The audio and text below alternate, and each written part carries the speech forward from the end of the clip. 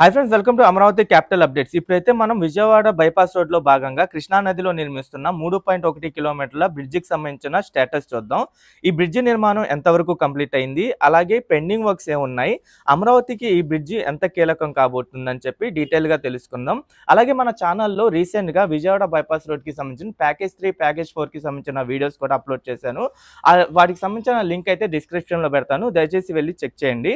ఈ వీడియో అయితే నేను అమరావతి సైడ్ ఉన్న వెంకటపాలెం దగ్గర నుండి గొల్లపూడి దగ్గర ఉన్న సూర్యాపాలెం వరకు అయితే ఉంటుంది ఈ వీడియో మొత్తం. ప్రెసెంట్ అయితే మీరు ఇక్కడ చూడొచ్చు, అమరావతి వైపు ఉన్న వెంకటపాలెం దగ్గర ఈ బ్రిడ్జి నిర్మాణంకి సంబంధించిన చాలా వరకు పనులు అయితే కంప్లీట్ అయిపోయినాయి. ఇక్కడ మీరు చూడొచ్చు, ఈ బ్రిడ్జి డౌన్ అయ్యే చోట సీడ్ యాక్సెస్ రోడ్ వైపు కూడా పనులు అయితే కంప్లీట్ అయిపోయినాయి.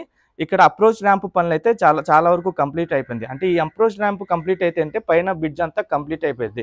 ఈ బ్రిడ్జ్ కూడా నవయుగ, అదాని 2 కంపెనీలు ప్యాకేజ్ 4